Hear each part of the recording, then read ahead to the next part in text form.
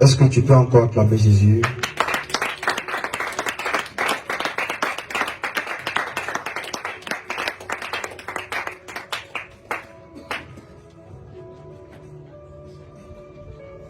Salut quelqu'un à côté de toi et dis-lui bienvenue au ciel.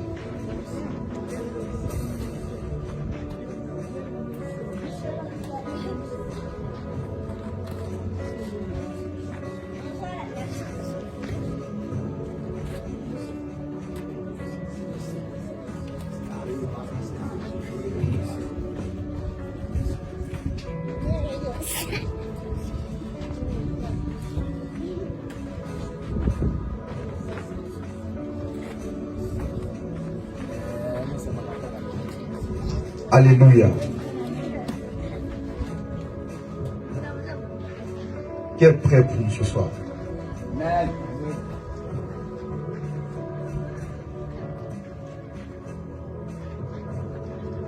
Est-ce que tu es prêt pour écouter la parole de Dieu?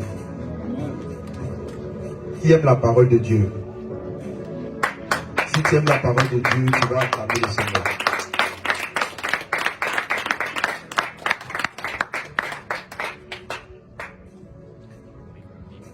J'aimerais qu'on se tienne debout, on va prier un peu encore. La Bible déclare que le royaume des cieux ne consiste pas en paroles seulement, mais par une démonstration d'esprit et de puissance. Si on ne fait que parler et qu'il n'y a point de démonstration d'esprit et de puissance, on va ressembler au professeur de 10 soirs jour. Il faut que pendant qu'on parle de la parole de Dieu, qu'il y ait une démonstration d'esprit et de puissance. Or la Bible, la parole de Dieu n'est pas un document d'SVT. C'est un document d'un esprit. Et pour pouvoir comprendre ces écrits d'une manière spirituelle, il faut que la personne qui veut l'écouter se prédispose à pouvoir écouter d'une manière spirituelle. Il y a deux façons parfois de travailler. Tu peux travailler avec ton intelligence, mais aussi tu peux travailler avec ton esprit. Lorsque tu travailles avec ton intelligence, tu peux être distrait, mais quand tu travailles avec ton esprit, tu es concentré.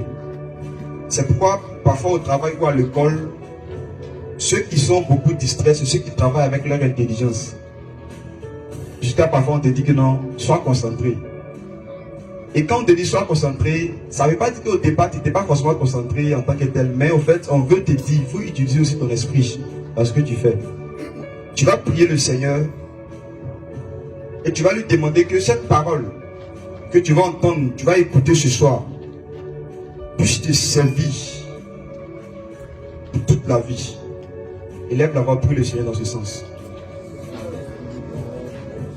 Merci Saint-Esprit. Oh Jésus. Merci pour ta grâce. Merci pour ta puissance en ce lieu. Tu m'as dit de ne pas beaucoup parler, mais de démontrer ta présence. Saint-Esprit de Dieu, je prie que tu prennes le contrôle de ce temps. Je prie que Seigneur, tu viennes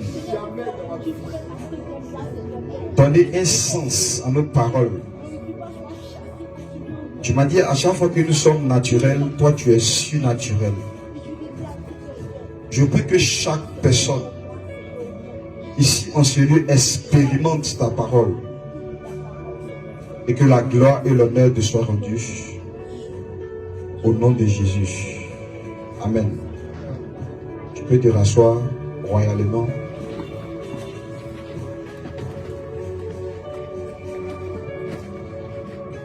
Bienvenue à tous.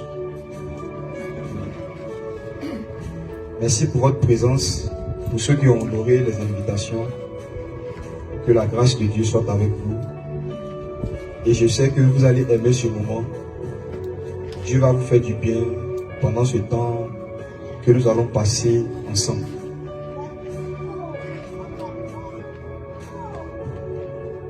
D'abord, pour commencer, je voulais encore dire merci au Saint-Esprit qui nous donne l'occasion d'être ici ensemble aujourd'hui. Parce que c'est par sa puissance que nous sommes là. C'est par la puissance de l'Esprit de Dieu que nous nous tenons aujourd'hui là pour prêcher, pour être là, pour écouter la parole de Dieu. Et j'aimerais demander à quelqu'un d'acclamer l'Esprit de Dieu en Seigneur.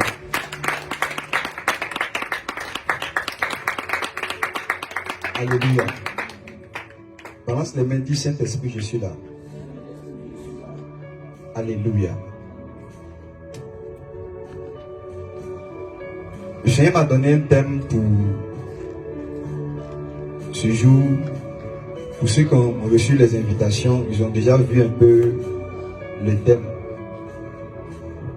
Le thème, c'est tout simplement délivrer des cycles de recommencement.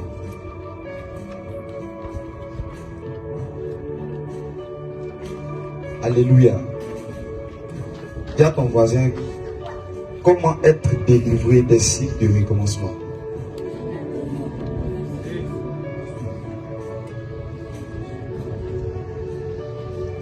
On va voir un peu ensemble, par la grâce de Dieu, comment on peut être délivré des cycles de recommencement. Lorsqu'on parle de cycle, on voit déjà quelque chose qui est circulaire. Ça veut dire ça va, ça revient. Et j'ai constaté dans la vie de plusieurs personnes, plusieurs humains, il y a des cycles de recommencement perpétuels parfois dans leur vie. Et ça fait qu'on ne peut pas aller de l'avant. J'ai analysé parfois beaucoup de choses. J'ai vu que chaque année, c'est vrai que les années ne se ressemblent pas, mais apparemment, on a l'impression que parfois les années se ressemblent.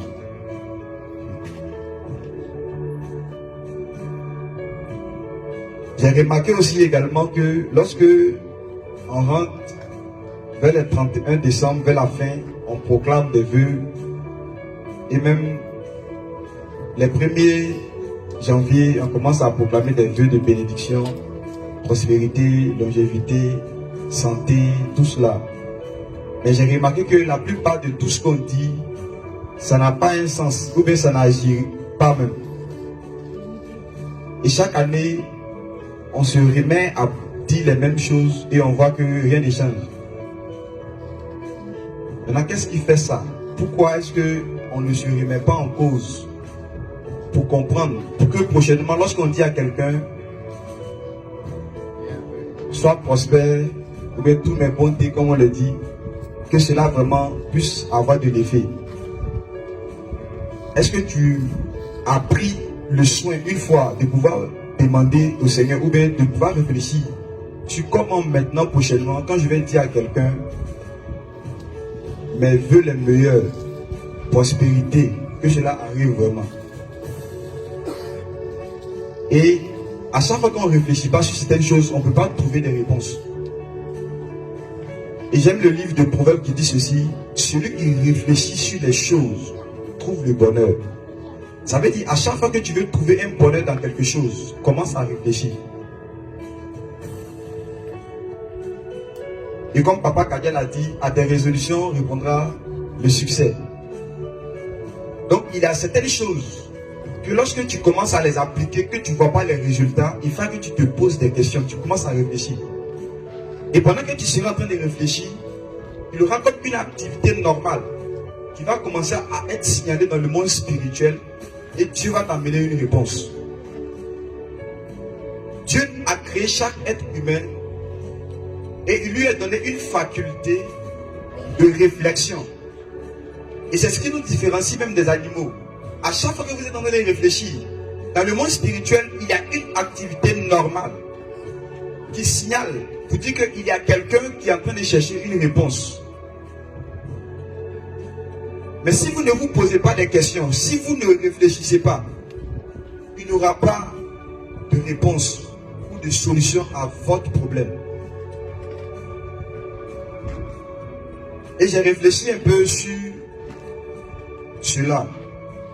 Et par la grâce de Dieu, on va partager quelques vérités sur comment être délivré des cycles de recommencement.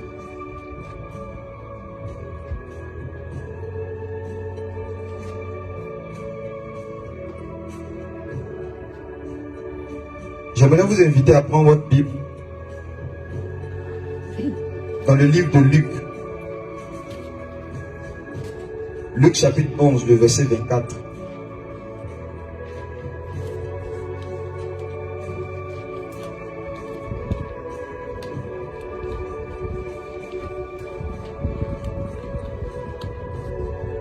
Je vais demander à chacun d'être vraiment disposé. Sinon, tu risques de passer à côté de quelque chose d'extraordinaire.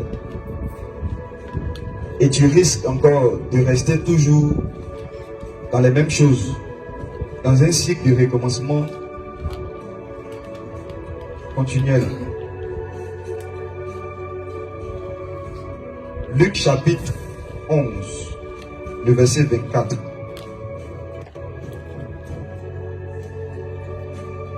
Je lis la parole de Dieu. La Bible déclare ceci. Lorsque un esprit impur est sorti d'un homme, il va dans les lieux arides pour chercher du repos.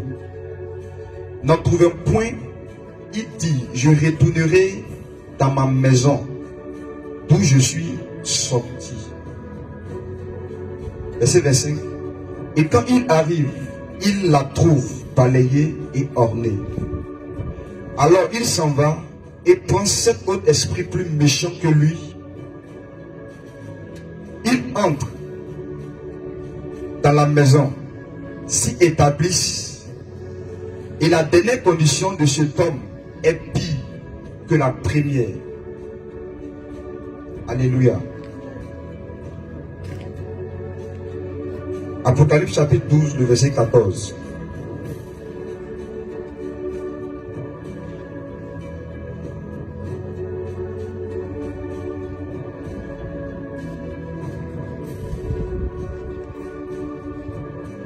Je vais dire à partir du verset 13 pour qu'on puisse mieux comprendre.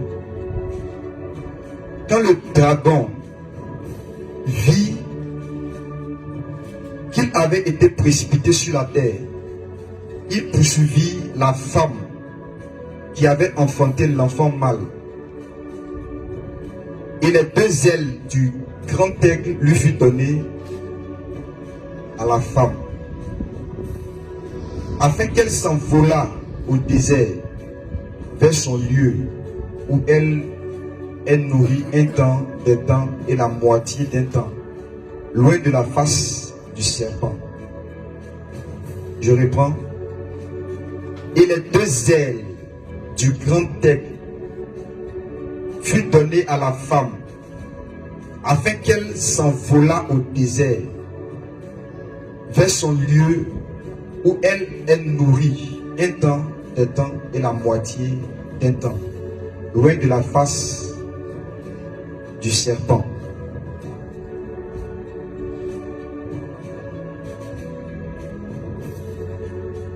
Genèse chapitre 4.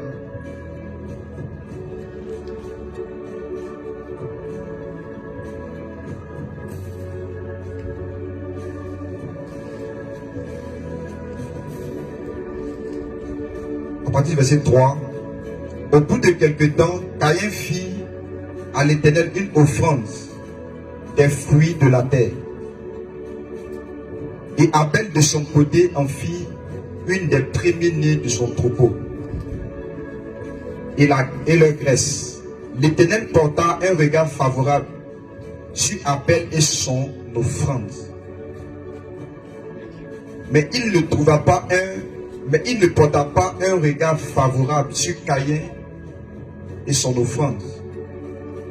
Caïn fut très irrité et son visage fut abattu. Et l'Éternel dit à Caïn, pourquoi es-tu irrité et pourquoi ton visage est-il abattu? Certainement, si tu agis bien, tu relèveras ton visage. Et si tu agis mal, le péché se couche à la porte et ses désirs se portent vers toi, mais toi domines sur lui. Cependant, verset 8, Caïn adressa la parole à son frère Abel. Mais comme ils étaient dans les champs, Caïn se jeta sur son frère Abel et le tua. L'Éternel dit à Caïn, où est ton frère Abel? Il répondit, je ne sais pas. Suis-je le gardien de mon frère? Et Dieu dit, qu'as-tu fait? La voix du sang de ton frère crie de la terre jusqu'à moi. Maintenant tu seras maudit de la terre qui a ouvert sa bouche pour recevoir de ta main le sang de ton frère. Pendant qu'on priait, le Seigneur m'a donné une vision dans laquelle j'ai vu une personne qui est ici,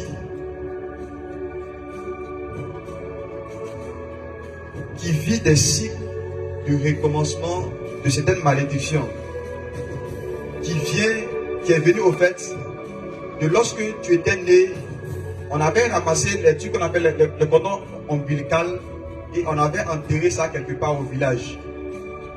Mais pendant qu'on enterrait au fait, à cause du sang qui était à l'intérieur, il y a eu des personnes mal intentionnées qui ont essayé, qui ont utilisé cela pour pouvoir lancer une malédiction sur une personne ici.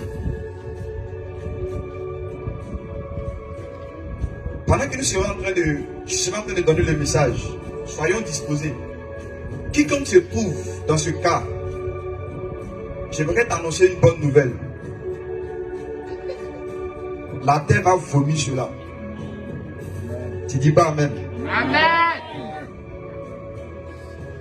Vous savez, dans les villages, ceux qui sont dans la sorcellerie, ce sont les sages du village. Ils comprennent certaines choses spirituelles qu'aujourd'hui, nous les chrétiens modernes, on néglige. Dans les villages, beaucoup de personnes savent certaines choses. Ils savent que le sang d'un bébé, le sang d'une personne, comporte son identité. Donc, pour pouvoir avoir accès à cette personne, lorsque vous naissez quelque part, il y a quelque chose qui se passe. Il y a ce qu'on appelle les liens de famille. Et les liens de famille, au fait, ce sont des personnes qui sont rattachées à chaque famille. Et il y a comme des gardiens, c'est-à-dire des personnes qui sont là pour protéger ou pour veiller sur la famille, pour décider ce qui doit arriver à une personne ou à une autre. Sans leur autorisation, rien ne se fait. Et ces personnes parfois sont appelées comme des chefs coutumiers dans les familles. Donc quand une personne naît, surtout au village, on recueille parfois certaines choses d'une manière comme cela et on enterre ça quelque part. Et ça fait que certaines personnes qui sont dans ces coins de sorcellerie sous cela, ils peuvent venir spirituellement, venir déterrer cela et prendre certaines choses qui te concernent et conserver cela quelque part pour avoir toujours de l'influence sur toi. C'est ce qu'on appelle les liens de famille. En d'autres choses aussi également, il y a ce qu'on appelle l'influence des étoiles, des astres et le ciel. Parce que à chaque fois que tu nais sur la terre, tu nais à un jour spécifique. Tu nais à une heure donnée dans un mois. Et qu'est-ce qui se fait? Il y a ce qu'on appelle les chambres zodiacales qui se trouvent quelque part dans le ciel. Et ça s'ouvre pour enregistrer chaque personne qui naît sur la terre. C'est comme vous allez voir, quand Jésus est né sur la terre, il avait son étoile qui a apparu dans le ciel. Tout le monde n'a pas vu, mais il y a eu certaines personnes qu'on appelait les sorciers, les mages. C'était les sorciers qui lisaient les étoiles et qui ont vu l'étoile de Christ. Et ils ont commencé à se renseigner pour voir qui était né à cette époque donnée. De cette même manière, quand tu nais, il y a quelque chose qui se passe au fait. Tu es influencé par le jour. Il y a des étoiles où on t'assit à cela. Il y a des esprits qui viennent au fait pour pouvoir prendre note auprès de toi. C'est pourquoi lorsque tu viens à Jésus-Christ et que tu te convertis réellement, tu te donnes au Seigneur. Le Seigneur te retire de leur radar spirituel, de la famille où tu étais né, où on avait pris en charge ton sang lorsqu'on enterrait les choses qui te concernaient. Et le Seigneur prend le soin d'effacer tout ce qui était enregistré dans le ciel pendant que tu naissais ce jour-là. Dans le livre de Jérémie chapitre 1, Jérémie est en train de parler et Dieu l'envoie pour faire une mission. Et il dit, je suis jeune. Je suis jeune enfant. Il dit, tais-toi, ne dis pas que tu es un enfant. Dès le ventre de ta mère, je te connaissais. et je t'avais consacré prophète des nations.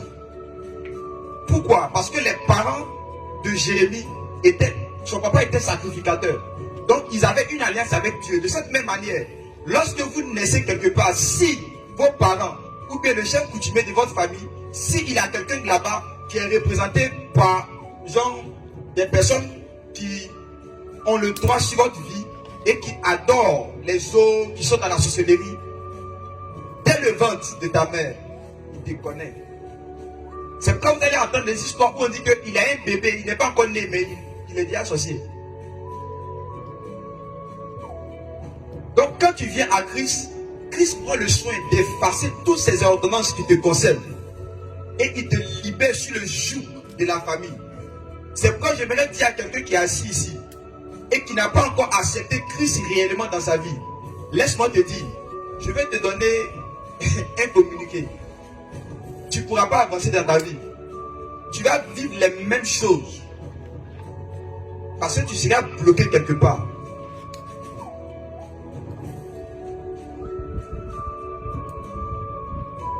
Dans le livre de Luc qu'on a lu, vous allez voir, on montre une réalité extraordinaire. On dit au fait que lorsque un démon sort d'une personne, le démon va aller dans les lieux arides. Il ne va pas trouver au fait du repos. Qui sont les démons? Les démons, ce sont des esprits qui autrefois habitaient dans des corps. Et après que ces personnes, ou les corps où ils habitaient, étaient décédés, ces personnes étaient décédées, ces esprits encore rôdent. Et on les appelle les esprits errants. Et ils veulent toujours vivre dans un corps. Comment les démons sont nés? Les démons sont nés lorsque il y a eu un temps, dans le ciel, il y a eu comme une rébellion. Et il y a eu des anges qui sont descendus. Dans Genèse chapitre 6, on explique cela. Ils sont descendus et ils ont pris pour femmes les filles des hommes. Et ils ont eu des relations avec ces femmes-là. Et ils ont eu des enfants qu'on appelait les définis. Les géants, les héros. D'autres fois, comme on explique un peu, comme on dit dans les traditions grecques, on parle des Hercules, on parle des Zeus, tout cela. Ce sont des personnes qui sont nées sur une relation avec des anges. Pour nous qui sommes en Afrique, on peut comprendre cette réalité. Vous allez voir que quelqu'un n'arrive pas à avoir d'enfants et il commence à aller consulter des marabouts. Et on lui dit comme cela qu'au fait, tu vas aller devant cette eau et tu vas faire certaines choses, certains sacrifices et tu vas avoir un enfant. Qu'est-ce qui se passe? Quand la personne fait cela, c'est l'esprit qui vient coucher avec la personne pour lui donner un enfant. Donc, il est fort possible qu'il y ait des personnes où il y ait des êtres spirituels qui viennent coucher avec des humains. Et ces humains-là ont des enfants. Et ces enfants-là ne seront pas des enfants comme tout le monde. Et c'est l'origine des démons en fait. Donc quand ces personnes-là, quand Dieu a détruit la terre, leur corps était mort, mais leur esprit est revenu encore pour habiter certains corps. Et c'est pour cela que vous allez voir qu'il y a beaucoup de manifestations de ces esprits-là qui viennent encore avoir des relations sexuelles avec des personnes dans les songes. Comme les maris de nuit, les femmes de nuit. Ce sont des esprits qui ont vécu dans des corps. Mais comme ils ont perdu ce corps-là à un certain moment, ils cherchent toujours d'autres corps encore.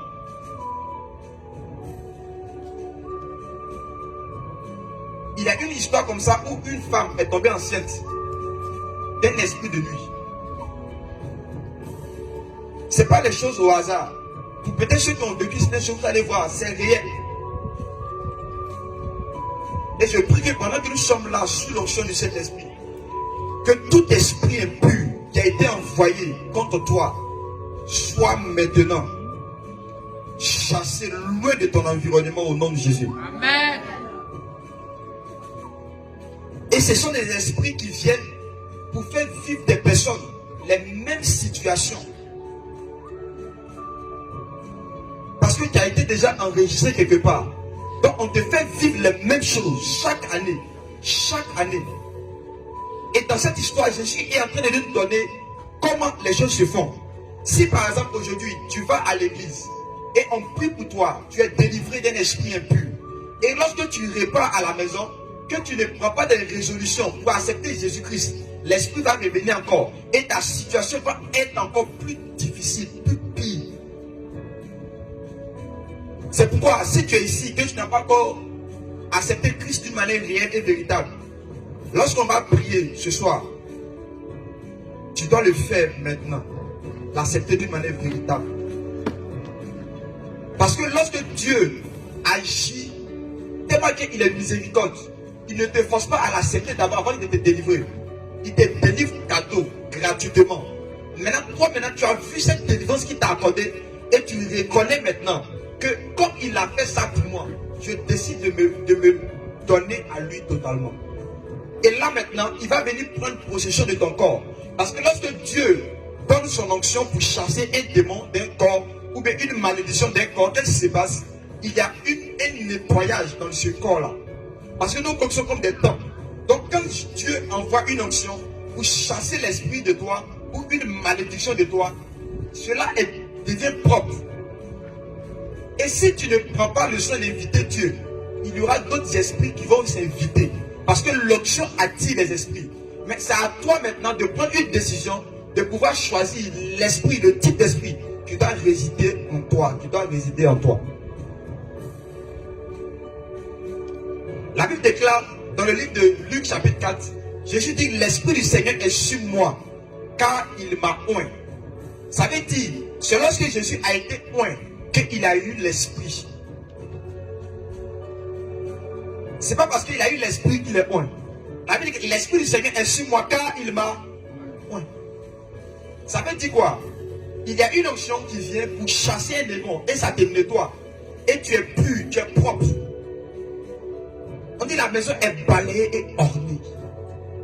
Mais s'il n'y a personne qui occupe ton corps, s'il n'y a pas un esprit qui occupe ton corps, l'esprit qui est sorti là, il va revenir encore. Et là maintenant, il va engager 7 autres démons plus puissants que lui. Et ta situation va être encore plus pire. C'est comme vous allez voir, il y a certaines personnes qui ont accepté Jésus, à un certain moment, ils ont abandonné. Et ce sont des personnes, quand ils vont évangéliser, ils te créent toujours des soucis. C'est eux qui connaissent les versets, ils vont faire sortir les versets dans leur contexte, ils vont commencer à t'expliquer des grandes choses, ils vont dire, nous-mêmes on a été à l'église, on connaît, ils vont commencer à t'expliquer des choses comme ça. À chaque fois que vous ne prenez pas le soin, lorsque Dieu vous fait quelque chose, une grâce, comme une délivrance, pour pouvoir marcher avec lui d'une manière sincère et véritable, là, il y aura d'autres esprits qui vont venir vous prendre. À chaque fois que Dieu te libère d'une maladie, d'une malédiction, et que tu ne prends pas le soin de t'accrocher à lui, il y aura autre chose qui va venir qui sera encore plus pire que ce que tu avais eu autrefois.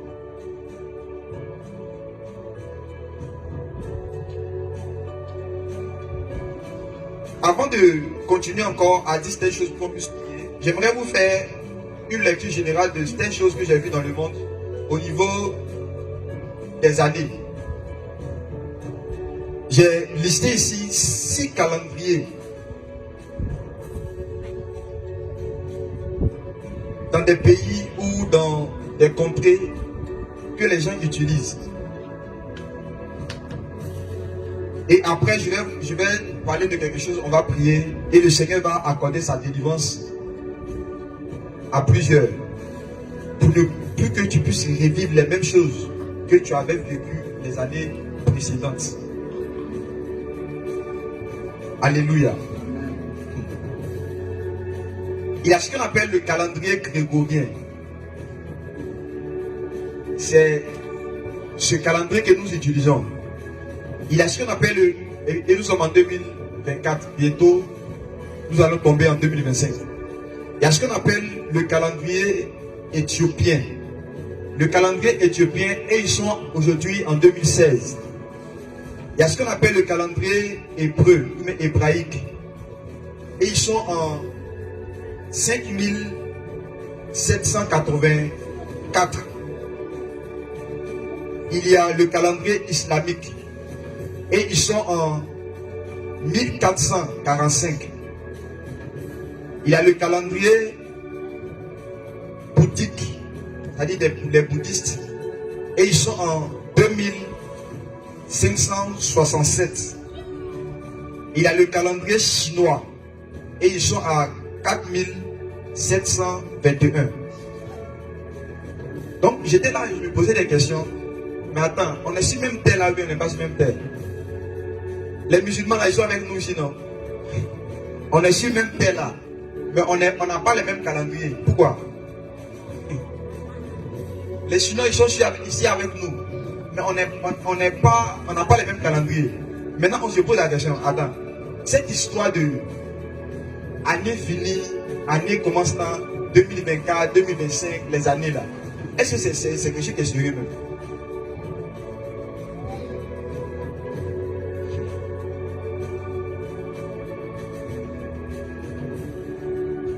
Regardez, quand le diable veut gouverner quelqu'un, il lui donne une mentalité.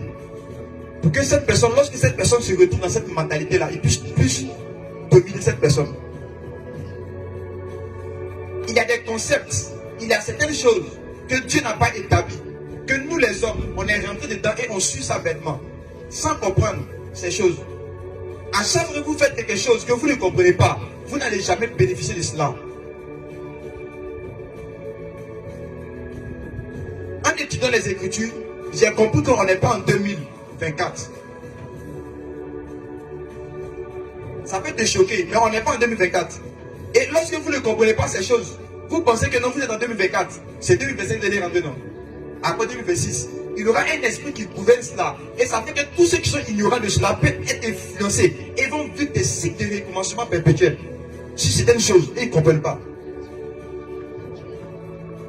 La Bible déclare qu'un jour devant Dieu, c'est comme 1000 quoi? Donc si vous ne vous alignez pas au calendrier de Dieu, vous allez perdre beaucoup d'années. Jésus dit comme ça que Dieu m'a envoyé sur la terre. Pourquoi? Pour publier une année de grâce. Ça veut dire depuis que Jésus est venu, nous sommes dans une année, on n'est pas encore fini. Et si vous êtes beaucoup préoccupé par les années comme ça, suivre ce mouvement comme ça, vous allez être perdu. Vous allez vous perdre. L'équilibre, c'est quoi? C'est d'avoir la connaissance humaine. Des choses que les hommes ont établies, bien sûr. Mais je ne vis pas selon cela. C'est que Jésus a dit, moi mes disciples là, ils sont dans le monde, mais ils ne sont pas du monde. Tu es dans le monde, mais tu n'es pas du monde. Ça veut dire qu'il y a certaines mentalités du monde que tu ne dois pas adopter pour marcher selon cette mentalité. Être en train de servir, tout le monde veut venir forcément à l'église pour finir leur année. Tu n'as pas fini l'année.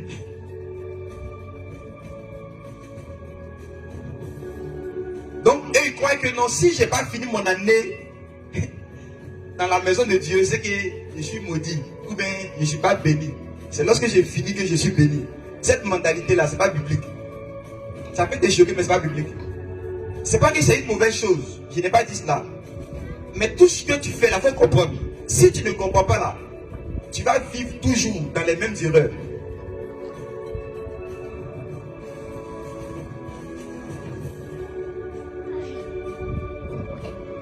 Et on va venir proclamer des paroles, des trucs. Je vais tomber en 2000 ans, succès, tant. Et puis on tombe et puis il n'y a rien. Vous ne regardez pas que c'est bizarre. Ce qui va changer la vie d'une personne, c'est lorsque la personne va connaître Jésus, c'est tout.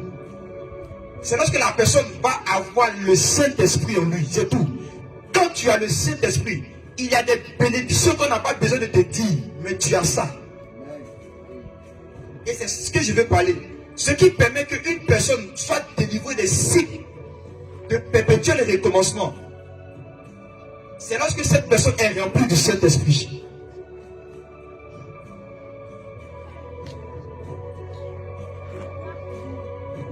Plusieurs d'entre vous, attendez un jour appelé Pentecôte pour pouvoir s'habiller en blanc pour commencer à célébrer le Saint-Esprit. Honte à vous. Plusieurs attendent un jour qu'on appelle Pâques pour pouvoir célébrer Christ.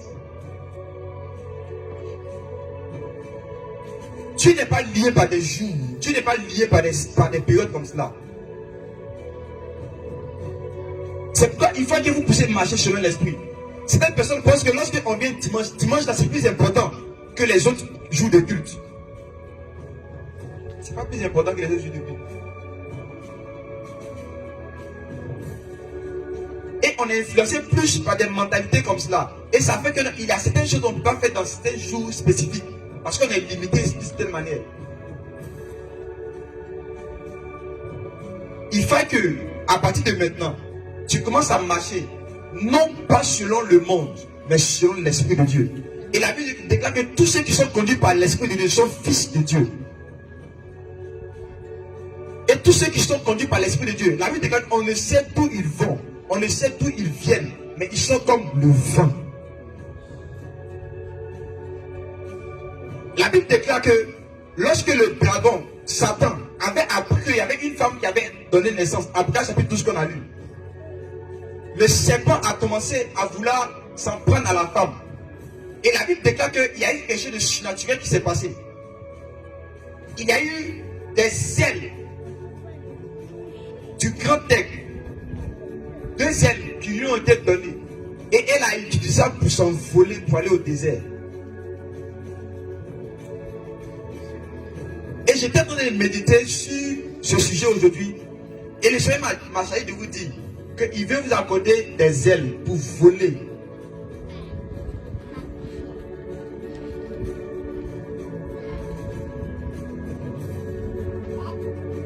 Qui veut voler?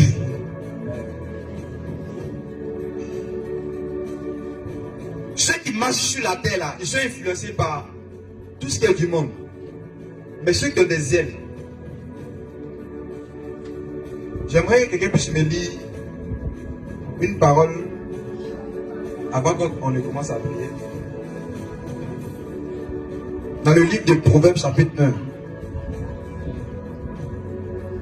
à partir du verset 17.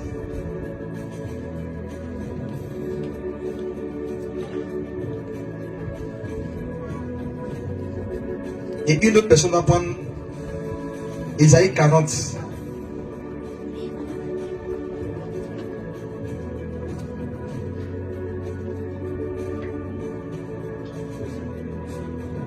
Proverbes chapitre 1, le verset 17.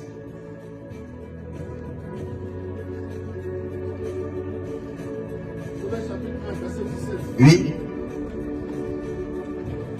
Mais enfin, jette-t-on le filet devant les yeux de tout ce qui a des ailes. Verset 18. Non, on peut s'arrêter là. On peut relire encore. Écoutez bien. Mais enfin, Il dit c'est en vain. jette-t-on le filet devant les yeux de tout ce qui a des ailes. On dit que c'est en vain quand on va jeter les filets devant tout ce qui a des ailes. Ésaïe chapitre 40, le verset 29 à 31. Ésaïe 40, verset 29 à 31.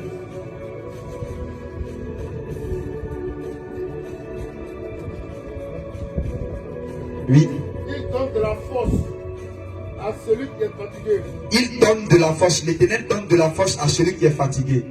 Et il augmente la vigueur de celui qui tombe en défaillance. Et il augmente la vigueur de celui qui tombe en défaillance. Verset 30. Les adolescents se fatiguent et se lassent. Les adolescents se fatiguent et se lassent. Et les jeunes hommes chancellent.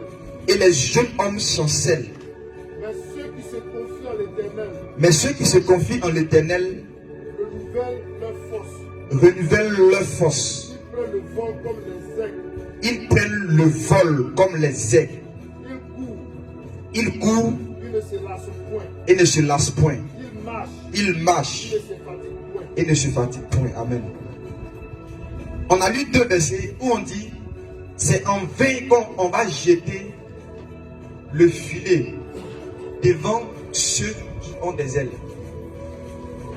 Et après encore, ici dans Ésaïe chapitre 40, écoutez bien le message du mari vers la fin. On dit ceux qui se confient en l'Éternel, ils renouvellent leur force. Pendant que les gens se fatiguent, pendant que les gens quand ils marchent, ils se fatiguent, ils courent, ils se fatiguent, Dieu renouvelle les forces de ceux qui se confient en lui.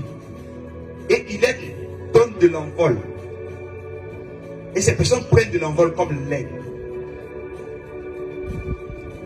Lorsque Jésus est en train de parler à Nicodème dans Jean chapitre 3, à partir du verset 8 par là, il explique au fait que ceux qui sont dans le royaume, ils sont comme des vents. Au fait, qu'est-ce que Dieu veut qu'on puisse comprendre? Il y a quelqu'un qu'on appelait Ézéchias, dans le livre de Ésaïe chapitre 38, où il avait prié le Seigneur, parce qu'il était malade. Il a prié le Seigneur, il a demandé la délivrance au Seigneur, et le Seigneur lui a accordé la délivrance. Et la Bible déclare que le Seigneur a ajouté à sa vie 15 coudées. Et j'étais là, je réfléchissais, et puis je tentais de chercher, Seigneur, 15 coudées, ça signifie quoi? Et j'entends une voix me dire, 15 coudées là, c'est au fait la dimension de l'aigle. Ça dit l'aile d'un ange. Et puis j'ai dit, mais Seigneur, ça signifie quoi? Vous m'expliquez bien, je ne comprends pas ça. Et j'ai tenté de faire des recherches. J'ai tenté de voir des choses. Et au fait, qu'est-ce que le Seigneur voulait m'expliquer par là? Le Seigneur voulait me dire au fait que ce roi, quand il a prié, il a crié. Parce qu'on avait dit qu'il allait mourir. Il n'a qu'à préparer déjà comment il va s'organiser à sa famille parce qu'il va mourir bientôt. Et qu'est-ce qu'il a fait? La Bible déclare qu'il s'est tourné vers le mur. Il s'est mis en position comme ça, comme la croix. Et il a commencé à prier. Il dit, Seigneur, regarde, j'ai bâti telle chose pour toi. Seigneur, regarde, j'ai fait telle chose pour toi. Et pendant qu'il criait comme cela, après quand lui-même il a commencé à donner au fait la description de comment il était en train de prier, il avait utilisé deux voix. Il y avait une voix qui était la voix de l'hirondelle. Et il y avait une autre voix qu'il avait utilisée qui était la voix de la colombe. Et pendant qu'il priait, c'était ces deux voix-là qui résonnaient dans le monde spirituel. Et là maintenant, Dieu a donné au fait, a envoyé un ange pour ajouter à sa vie 15 années encore. Ça on appelle les 15 coudées. J'aimerais dire quelque chose de bizarre et en même temps de simple qui va nous aider à vraiment vivre le message d'être délivré des cycles de recommencement. Et le Seigneur a ajouté 15 coudées à sa vie. Et pendant que j'ai médité sur ce verset, le Seigneur m'a fait savoir au fait, les 15 coudées là, c'était quelque chose qui était en moitié. Qu'il avait une attitude qu'il avait adoptée, qu'il ne devait pas faire. Et il y avait une autre manière qu'il devait prier pour que Dieu puisse lui donner encore 15 autres coudées. Pour que cela soit équilibré. Dans Apocalypse qu'on a lu, lorsque la femme avait reçu la délivrance, elle n'a pas reçu seulement genre un aile, mais elle a reçu deux. Ça signifie quoi? Lorsque Dieu chasse un esprit de toi, tu es libéré. C'est comme si Dieu vient te donner un aile. Et ce n'est pas suffisant. Vous allez voir que Ézéchias, qu'est-ce qui s'est passé? À la fin de sa vie, il a donné naissance à un enfant qu'on appelait Manassé. Et Manassé est devenu plus pire que son papa même. Il a commencé à faire des choses bizarres. Et les commentateurs bibliques disent comme ça que, au fait, c'était mieux même qu'il mourrait sans avoir cet enfant-là. Mais ce n'est pas dans le projet de Dieu de lui donner un enfant qui va causer beaucoup de malheur. Mais c'est parce qu'il n'a pas bien prié. Et il y a plusieurs personnes comme ça qui n'ont pas été bien délivrées. C'est quand Jésus dit que, au fait, vous serez réellement libre lorsque le Fils vous affranchira. Lorsque Jésus va vous affranchir, c'est là que vous allez être réellement libre. Lorsque les personnes vont chez les marabouts, ils sont tourmentés par des esprits. Quand vous battez le fer, c'est un aile qu'on vous donne. On ne vous donne pas deux.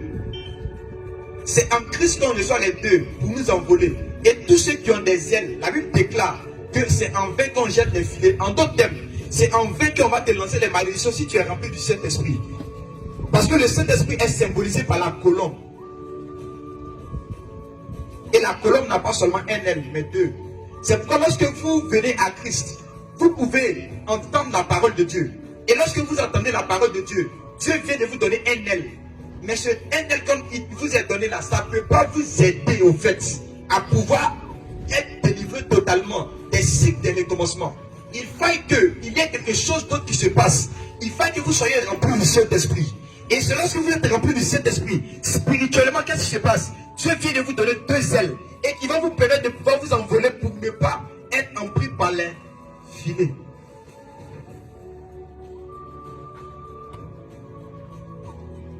Lorsque quelqu'un vient à Jésus et la personne est délivrée simplement et ne prend pas le soin d'être rempli du Saint-Esprit, cette personne n'a pas tôt ou tard abandonné la voie de Christ. Ézéchias avait reçu la délivrance, mais il n'a pas pu conserver cette délivrance-là d'une manière excellente. Pourquoi? Parce qu'arrivé à ce moment, il n'a pas fait ce que Dieu l'avait demandé. Dieu voulait encore lui ajouter 15 autres années. Pourquoi je le dis? Parce que tout ce qui se fait dans les Écritures là, c'est bien pour annoncer Christ. Pour montrer en fait que non, ceux qui vont lire cette histoire, ils puissent comprendre que quand Christ va venir, il va commencer son ministère à 30 ans.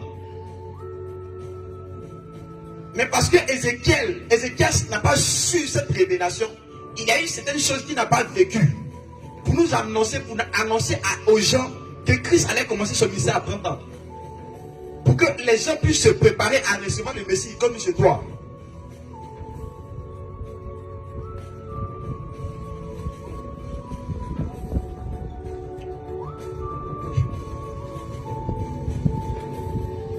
On a lu l'histoire d'Abel.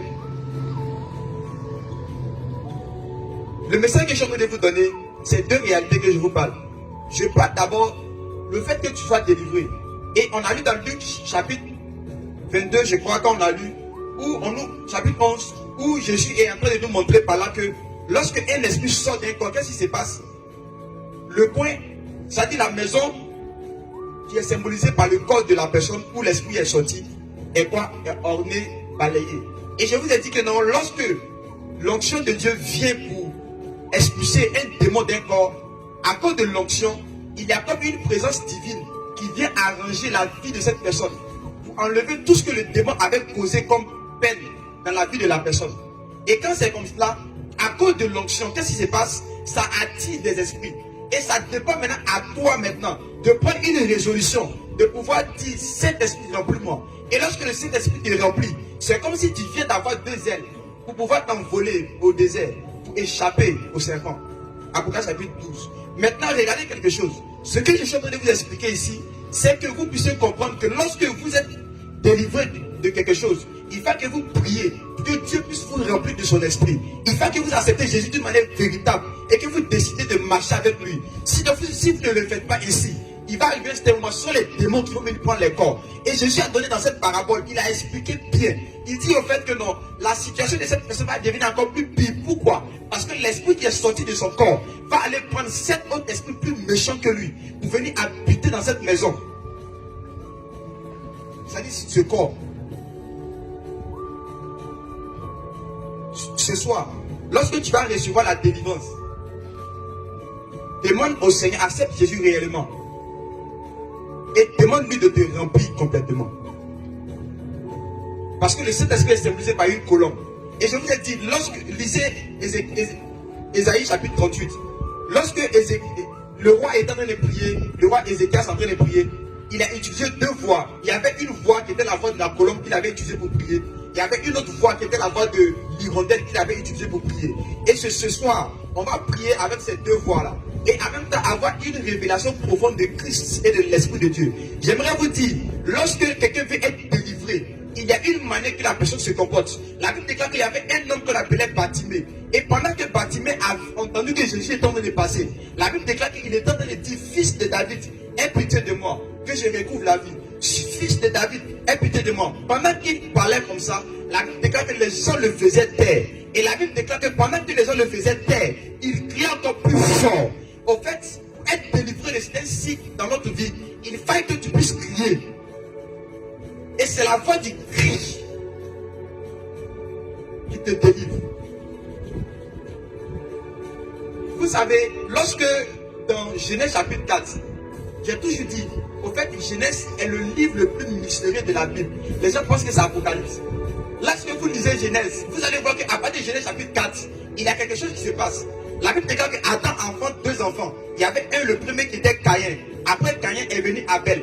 Et la Bible déclare que les 2, il arrivait un certain moment où Caïn a désiré faire une offrande à l'Éternel.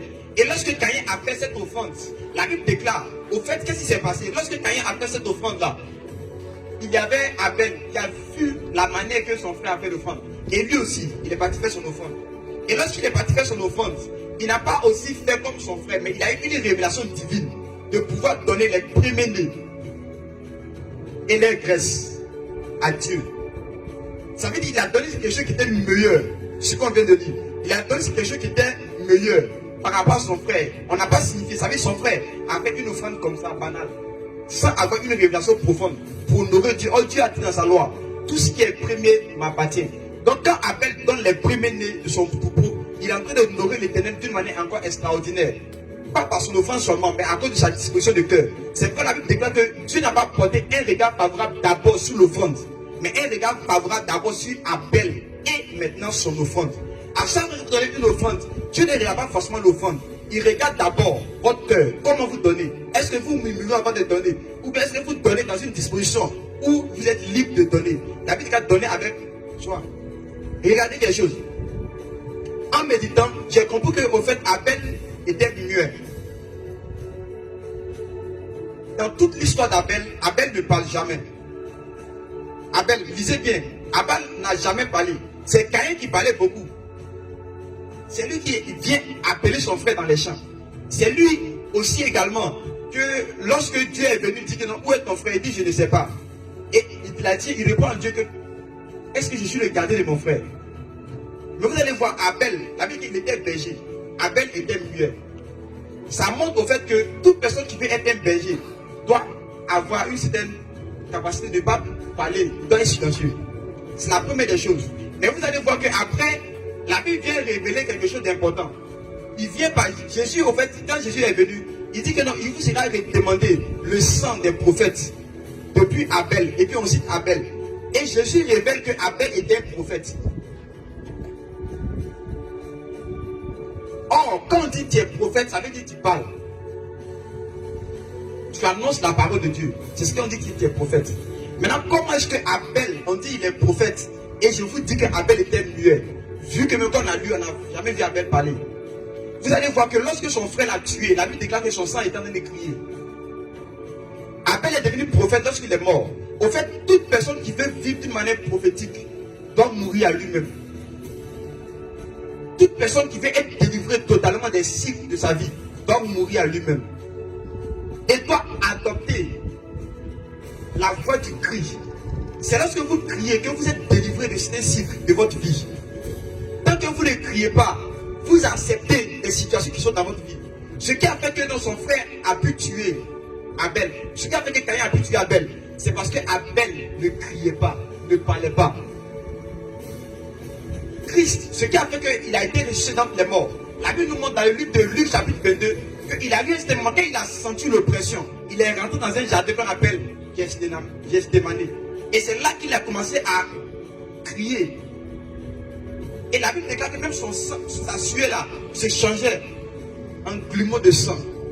Et ce sont les cris de Christ. Après, nous revenons dans Hébreu, que Christ a crié. Il a pleuré, il a crié pour se confier en celui qui pouvait lui délivrer de la mort. Et il a été exaucé. Et de cette même manière, Ézéchias aussi a été délivré lorsqu'il a commencé à crier. Bartimée a recouvert la vue lorsqu'il a commencé à crier. Jacob également, lorsqu'il a rencontré l'ange, il a commencé à pleurer, à crier. C'est lorsque vous pleurez, vous criez, que Dieu se sent dans votre cœur, que vous avez besoin vraiment de délivrance. Et quand vous criez comme ça, il y a deux voix qui sont dans le monde spirituel. Soit la voix des hirondelles, ou soit la voix de la colombe. Et lorsque vous criez, Dieu vous délivre. La Bible déclare que Israël, lorsqu'ils étaient oppressés, ils ont commencé à crier à l'Éternel. Et l'Éternel est descendu pour les délivrer. Et la Bible déclare que lorsque l'Éternel est délivré, la Bible nous montre au fait dans le livre d'Exode que Dieu les avait portés sur les ailes. Lisez la Bible, vous allez voir. Ce qui va permettre que tu vas être délivré des cycles de recommencement dans ta vie. C'est lorsque tu vas commencer ce soir, ensemble, on va se lever et commencer à crier à l'Éternel. Si tu n'es pas victime des recommencements dans ta vie, il ne faut pas crier, il ne faut pas pleurer, il ne faut pas parler à l'Éternel. Mais si tu sais que dans ta vie, lorsque tu as vécu 2024, ou bien lorsque tu as vécu les autres années, on t'a dit, vœux de bonheur, prospérité, longévité, tout ça, mais tu n'as rien vu dedans là. Si tu sais que cela t'est arrivé une fois, tu as recommencé à vivre cette même chose, tu peux te lever simplement et on va commencer à crier à l'Éternel. Est-ce qu'on peut prier?